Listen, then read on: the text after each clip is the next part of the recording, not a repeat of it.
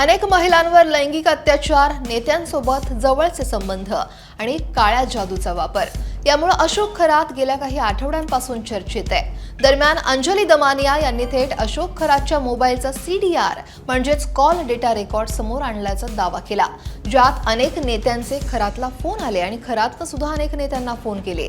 त्यात उपमुख्यमंत्री एकनाथ शिंदेंचंही नाव आल्यानं बातमीतला अनेकांचा इंटरेस्ट वाढला। त्यानंतर मात्र अंजली दमानिया यांच्याकडे हा नेमका CDR आला तरी कुठून असा सवाल विरोधकांनी उपस्थित केला।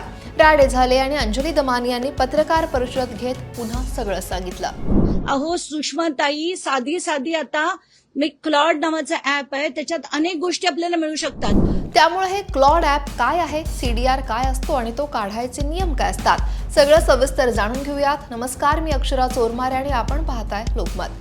सगळ्यात आधी बघूयात CDR म्हणजे काय। तर CDR म्हणजेच कॉल डिटेल रेकॉर्ड हा असा डेटा असतो ज्यामध्ये फोन कॉलची वेळ, कोणाशी संवाद झाला आणि किती वेळ संवाद झाला, किती वेळ बोलले याची माहिती असते।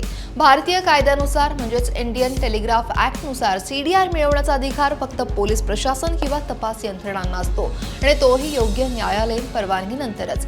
कोणत्याही खासगी व्यक्तीनं CDR मिळवणं बेकायदेशीर मानलं जातं। आता हे क्लॉड काय आहे आणि ते नक्की काय करतं, तर हे एक AI ॲप आहे। क्लॉड AI हे अँथ्रोपिक कंपनीनं विकसित केलेलं लार्ज लँग्वेज मॉडेल आणि चॅटबॉट आहे।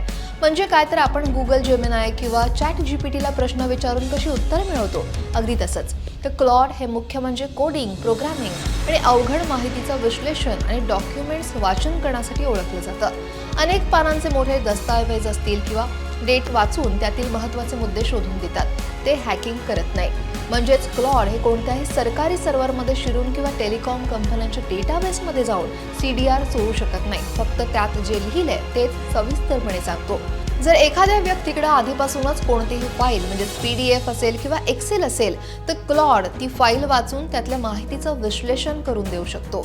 या ॲपलाही अर्थातच काही मर्यादा आहेत। आता AIला हे माहिती नसतं की ती फाईल कायदेशीररित्या मिळवली आहे की बेकायदेशीररित्या, ते फक्त त्याला दिलेल्या मजकुरातला नंबर शोधणं असेल किंवा सारांश काढणं असेल यांसारखीच कामं करतं। आता सगळ्यात आधी काय CDR मिळवणं, तर कोणताही CDR हा खाजगीरित्या मिळवला असेल तर तो माहिती तंत्रज्ञान ऍक्ट म्हणजेच IT ऍक्ट याच्या गोपनीयतेच्या अधिकाराचं उल्लंघन आहे। आता या ॲपचा आणि CDRचा संबंध सांगते। तर AIचा वापर करून माहिती शोधणं हे बेकायदेशीर नाहीये, पण बेकायदेशीररित्या मिळवलेल्या डेटावर प्रक्रिया करण्यासाठी त्याचा वापर करणं हे पुराव्याशी छेडछाड आहे किंवा गोपनीयतेचा भंग मानला जाऊ शकतो। आणि त्यामुळेच अंजली दमानियांना तिसऱ्या व्यक्तीनं दिलेले डिटेल्स हे योग्य मार्गाने मिळवले आहेत का, याबद्दल अजून तरी खात्रीशीर माहिती समोर आलेली नाही।